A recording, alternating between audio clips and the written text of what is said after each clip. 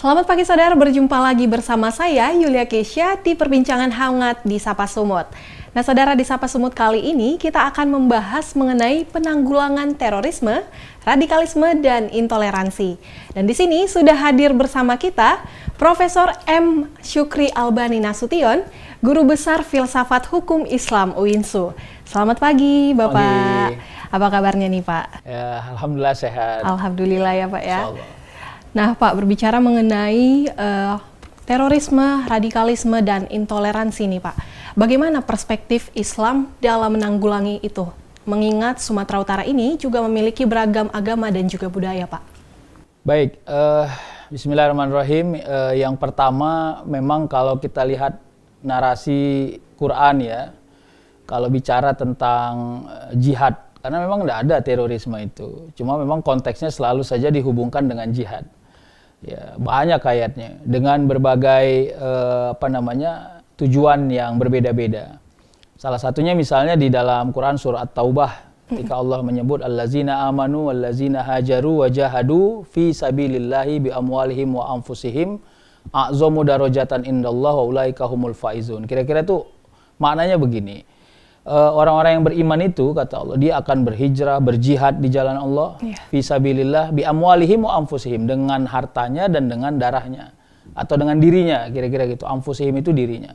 Nah, lalu inilah yang kadang-kadang kepada orang-orang yang berpikir, nah, mungkin kalau kita ngikut istilahnya namanya radik ya. Selalu melihat bahwa temperamental yang mewarnai semua sikap hidup, sehingga kelihatan siapapun orang yang nggak sama dengan dirinya, maka itu adalah musuh. Padahal kan kita harus punya frame yang berbeda. Benar. Bahwa siapa yang berbeda dengan kita adalah keniscayaan, karena nggak mungkin juga kita sama. Nah, konteksnya yang perlu diluruskan sebenarnya adalah bagaimana perbedaan itu tidak memunculkan sikap sinisme. Ya, tidak membanggakan dia yang berbeda dengan yang lain. Nah, ini sebenarnya yang mau diejawantahkan, yang mau ditunjukkan itu sebenarnya. Maka kalau Islam ditanya bagaimana pandangannya terhadap terorisme ya, jawabannya Islam tidak pernah mengakomodir terorisme menjadi bagian dari ajaran apapun. Karena konteks jihad yang ada dalam Al-Quran itu sifatnya adalah karakter kehidupan yang harus mujahadah. Mujahadah itu kalau artinya sih sungguh-sungguh. Jangan hidup yang nanggung, jangan hidup yang sepele, usaha yang tidak serius gitu. Jadi konteksnya adalah kepada kehidupan sosial, bukan pada memusuhi orang banyak. Baik, kira-kira gitu. Nah, lalu apa yang harus kita cermati nih Pak untuk melihat pengaruh dari radikalisme maupun terorisme dan intoleransi ini ketika masuk melalui jalur agama ataupun budaya Pak? Nah ini yang pertama, jangan sampai, ini bicara masyarakat awam ya, kalau saya harus memisah-misahkan model hidup orang. Jangan sampai terkontaminasi, itu satu. Benar. Karena memang yang kelihatan adalah ada kepentingan-kepentingan kelompok atau orang per orang, lalu dengan kepentingan kelompok itu pula lah mereka memakai isu-isu keislaman sebagai background, lalu akhirnya menghipnotis masyarakat yang cenderung awam paham agamanya. Benar. Untuk melihat perbedaan-perbedaan ini sebagai satu situasi yang cukup bermasalah. Nah inilah sebenarnya yang mau kita luruskan. Jadi edukasi yang cukup tinggi dari para pemuka agama ini menjadi penting. Yang kedua, ada filterisasi dari rumah ibadah dalam konteks jangan sampai narasi-narasi yang dihidupkan atau dibunyikan adalah narasi-narasi kebencian. Itu yang sebenarnya penting. Itu yang fokus harusnya dilakukan khususnya di Sumatera Utara ini. Berarti memang kita harusnya fokus ya Pak, tidak melihat seperti jangan terbawa arus, lalu juga tidak mau terkontaminasi dengan ajaran-ajaran seperti itu. Iya, betul. Dan kalau di Sumatera Utara ini Pak, apakah ada riset maupun kajian khusus gitu terkait mengenai terorisme ataupun radikalisme ini? Dan seperti apa dampaknya kalau di Sumatera Utara Pak? Baik, syukurnya Anda bertanya kepada orangnya. Skripsi saya tentang jihad dan terorisme di Indonesia. Waktu itu kejadian bom Bali. Jadi saya riset di beberapa ormas Islam di Sumatera Utara, ya, Al-Wasliyah, NU, Muhammadiyah, termasuk aliran ormas-ormas yang cenderung dinilai sebagai semi radikal lah kira-kira gitu. Semi radikal.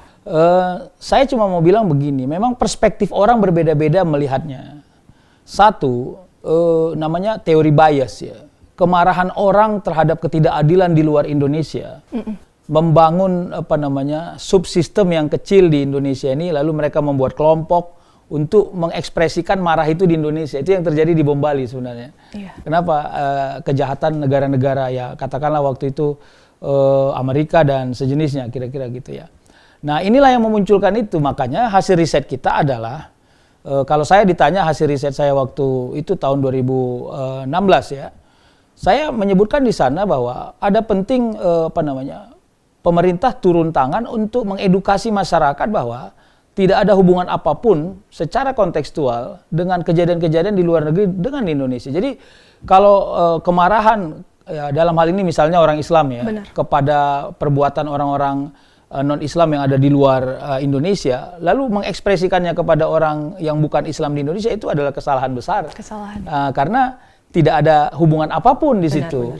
Malah kita harus mampu mendewasakan pemahaman kita bahwa di Indonesia kita tidak terjebak begitu. Nah, yang kita khawatirkan adalah perbuatannya kita yang lakukan, yang berefek adalah Islam itu sendiri. Orang justru melihat negatif Islam itu, seolah-olah Islam tidak mampu mengakulturasi membangun budaya baik terhadap masyarakat yang memahami Islam itu sendiri. Ini yang sebenarnya PR besar bagi kita. Jadi hasil riset saya itu ya ada yang radik, ya saya nggak sebutkan organisasinya karena memang di skripsi saya juga itu dirahasiakan gitu ya.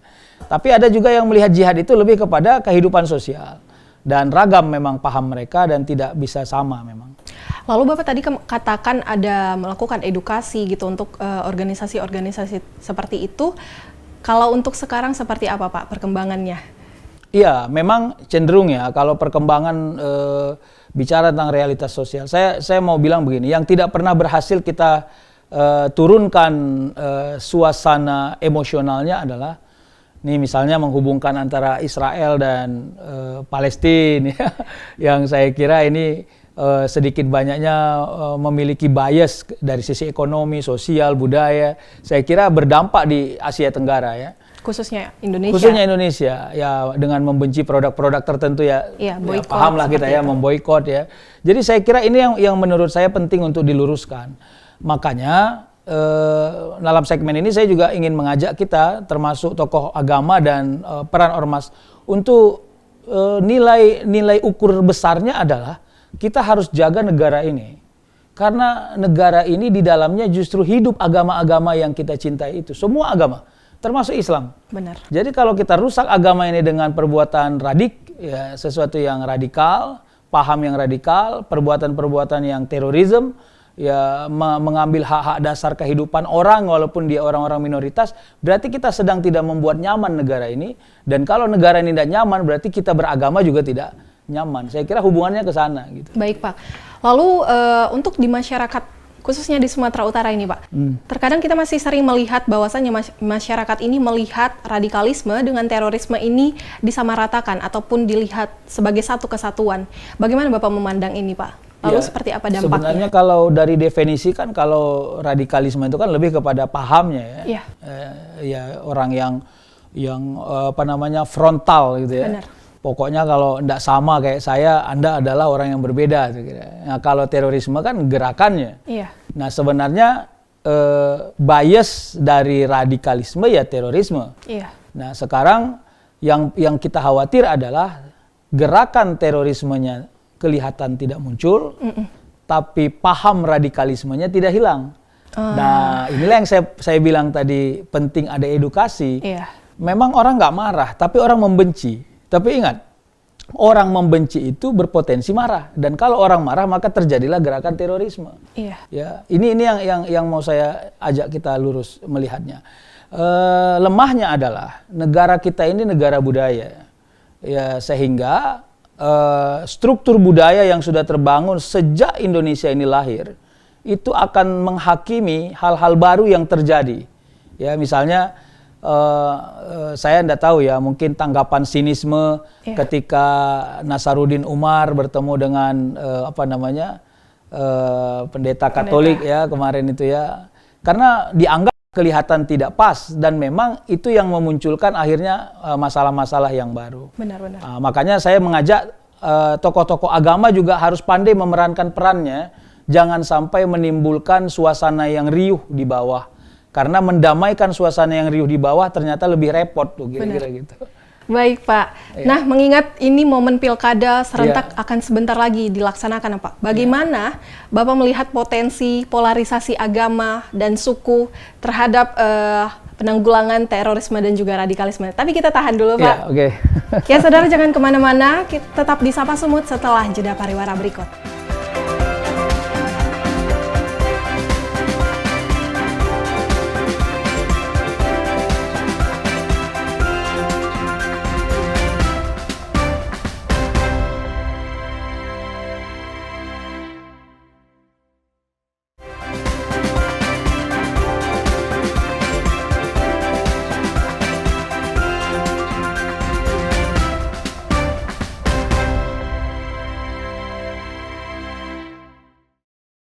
Ya saudara, kembali lagi bersama saya Yulia Kesha di Sapa Sumut. Nah Pak, tadi kita sudah berbicara mengenai terorisme, radikalisme, dan intoleransi. Mengingat saat ini pilkada serentak akan sebentar lagi Pak. Bagaimana Bapak melihat polarisasi suku dan juga agama di masyarakat Sumatera Utara ini? Dan strateginya bagaimana nih Pak untuk pilkada serentak ini? Iya, yang pertama memang kita berharap semua stakeholder mampu mencerdaskan masyarakat. Ya. Yang pertama begini, bahwa masyarakat ini mudah terkontaminasi, itu fakta yang nggak bisa kita hilangkan. Yeah. Yang kedua, polarisasi yang dibentuk jangan kebencian, itu yang nomor dua. Bahwa memang semua calon-calon pilkada baik di Sumatera Utara maupun di kabupaten kota punya kepentingan secara pragmatis, yang penting mereka menang. Benar. Tapi ini jangan sampai menjadi cara untuk mengkotak-kotakkan masyarakat. Jadi saya mau katakan begini, pilkadanya bisa 1 hari, tapi bekasnya itu bisa sampai 1 atau 2 tahun.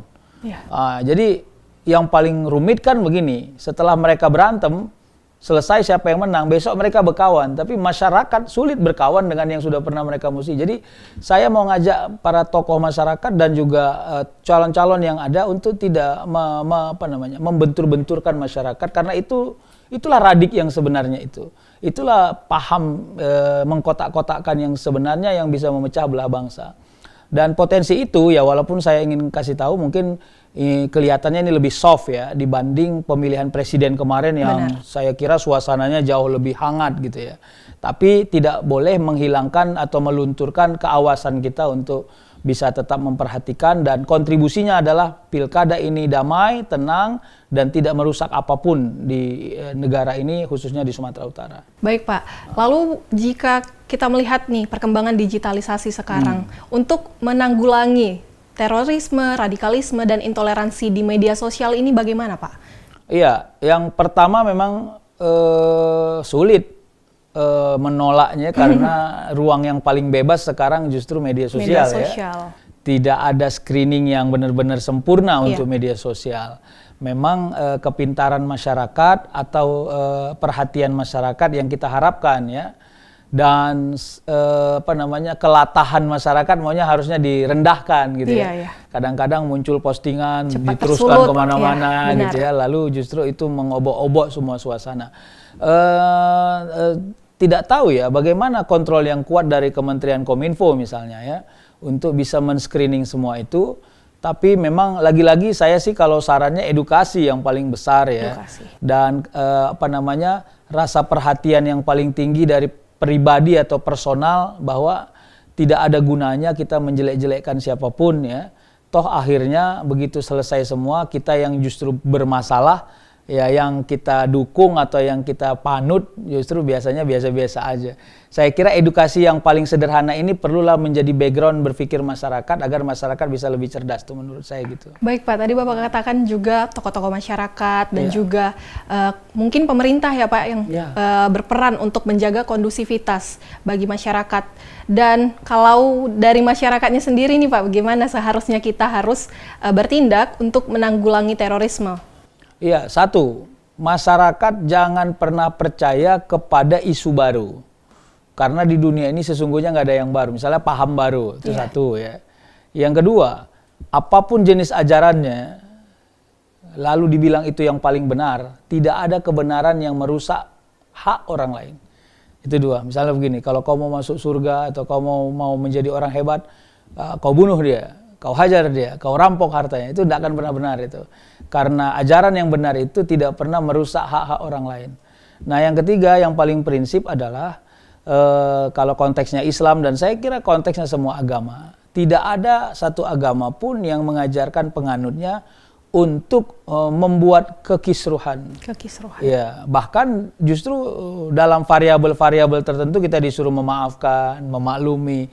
Saya kira premis-premis ini yang menjadi nilai dasar agar kita bisa melihat nggak ada alasannya kita berbuat jahat tuh, kira-kira gitu. Termasuk kepada aparat pemerintah, saya cuma mau aja aparat pemerintah harus berdiri di tengah, tidak berafiliasi secara mayoriti kepada siapapun, karena pemerintah harus berkonsentrasi semua ini berjalan dengan baik, konteksnya pilkada. Yang kedua, masyarakat makmur, masyarakat sejahtera. Saya kira itu konsentrasinya. Langkah-langkah seperti apa nih Pak untuk mensosialisasikan agar tidak terjadinya radikalisme dan juga intoleransi? Iya, yang pertama sosialisasi tentunya ya, lewat saya kira media elektronik, ya turun ke masyarakat, dan saya kira edukasinya jangan edukasi yang kontraproduktif. Ya, edukasi yang kontraproduktif kan contohnya adalah edukasi yang mengancam gitu ya. Yeah. Nah, mau apalagi model orang Medan ya, semakin diancam semakin melawan ya, kira-kira kan begitu. Edukasinya edukasi yang sejuk aja ya, kira-kira mau membangun narasi-narasi malulah kita masa Sumatera Utara orangnya jahat-jahat ya. Jadi edukasi-edukasi yang soft, yang memang sesuai dengan kekinian.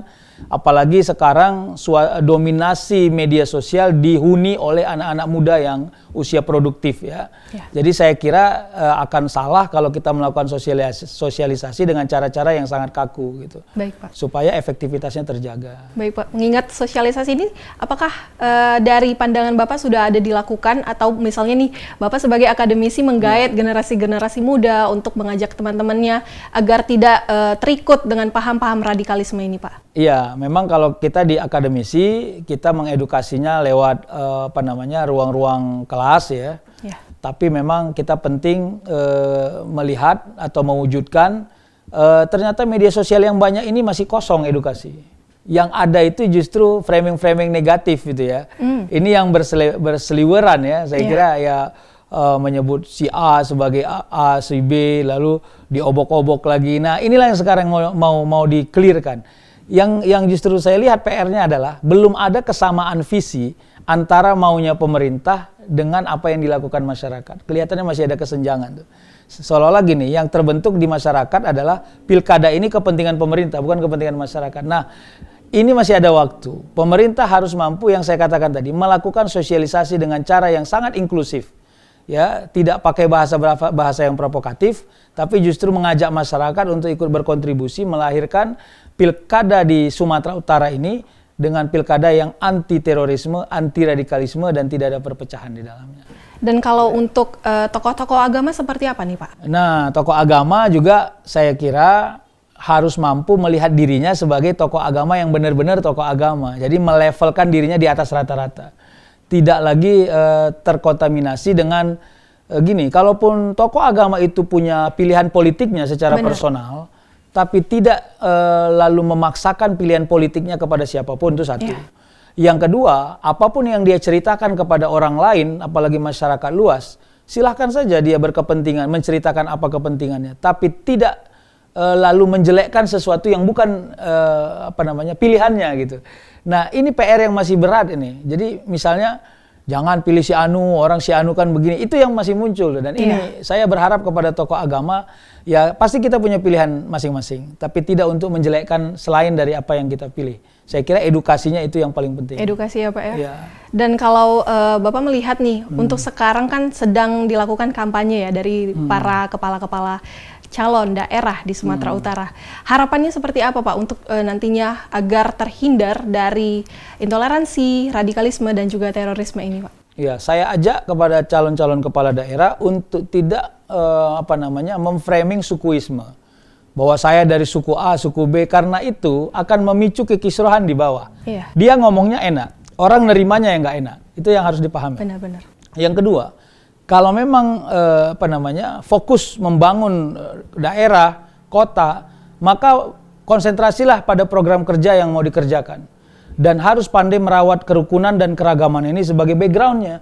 Jadi saya justru akan simpatik misalnya dengan calon kepala daerah yang berani mengatakan nggak apa-apa kalau Anda nggak pilih saya, tapi inilah kira-kira visi misi saya. Jangan muncul awas ya kalau kalian nggak pilih saya. Jadi maksudnya ini yang penting dari kepala daerah agar mereka menjadi contoh dan tauladan sehingga masyarakat bawah juga tidak tidak kena biasnya, kira-kira gitu. Baik Pak, dari pandangan Bapak nih sebagai seorang akademisi, kalau tadi kan kita melihat untuk seperti pelaku dari radikal ataupun intoleran gitu. Nah, untuk yang korban nih Pak, diancam dengan radikalisme dan juga terorisme, seperti apa tantangannya Pak? Iya, yang pertama mereka yang sudah menjadi korban, saya kira harus pergi atau mendatangi tempat-tempat yang benar-benar bisa mengedukasi atau memberi perlindungan ya. Yeah. Kalau konteksnya adalah agama Islam, ada majelis ulama, ada juga lembaga-lembaga yang bisa melindungi. Yang kedua, saya mengajak kepada kita yang sudah terkena korban perundungan dalam konteks agama, sara, suku, ras ya, agar tidak melanjutkan itu atau memframing itu sebagai satu kejahatan yang mengerikan sehingga menimbulkan kekisruhan. Saya khawatirnya begitu. Mungkin ada korban 1 atau 2 orang, tapi dia expose kemana-mana, justru bukan menimbulkan kedamaian, tapi menimbulkan permasalahan yang besar. Segeralah mendatangi lembaga-lembaga yang berkonsentrasi di bidang keagamaan atau pemerintah untuk bisa segera ditindaklanjuti. Benar. Jadi saya mau ngajak kita memilih merahasiakan kejadian-kejadian yang sifatnya personalistik agar tidak menimbulkan masalah yang lebih majemuk, kira-kira begitu. Baik, menarik sekali nih Pak Syukri. Terakhir nih Pak, harapannya untuk masyarakat di Indonesia maupun di Sumatera Utara untuk terbebas dari paham radikalisme, intoleransi dan juga terorisme. Iya, harapan yang paling besar adalah kita bisa meyakinkan dengan sempurna bahwa ajaran agama kita tidak pernah mengajarkan sesuatu yang jahat dan menjahati siapapun. Bahwa orang yang taat kepada agamanya pasti memilih untuk lebih berbuat baik, menjaga apapun yang sedang dia jalani dalam kehidupannya. Dan yang ketiga, berhentilah kita untuk mengkotak-kotakkan atas nama perbedaan. Jikapun ada perbedaan-perbedaan itu memunculkan pertengkaran, maka kita harus lebih cerdas menyelesaikannya gitu. Tidak melihat jalan-jalan yang radik atau yang ekstrim, karena tidak ada penyelesaian yang sempurna kalau penyelesaiannya hanya dengan kekerasan. Pasti tidak ada penyelesaian. Baik Pak Syukri. Terima kasih Pak sudah datang di Sapa Sumut. Harapannya kita semoga hidup rukun dan juga damai ya Pak. Amin. Ya saudara, itu tadi dia perbincangan kita mengenai penanggulangan terorisme, radikalisme, dan intoleransi. Mudah-mudahan dapat menambah informasi bagi kita semua. Saya Yulia Kesha mewakili kerabat kerja yang bertugas pamit undur diri. Tetap saksikan Sapa Sumut selanjutnya hanya di Kompas TV, independen, terpercaya.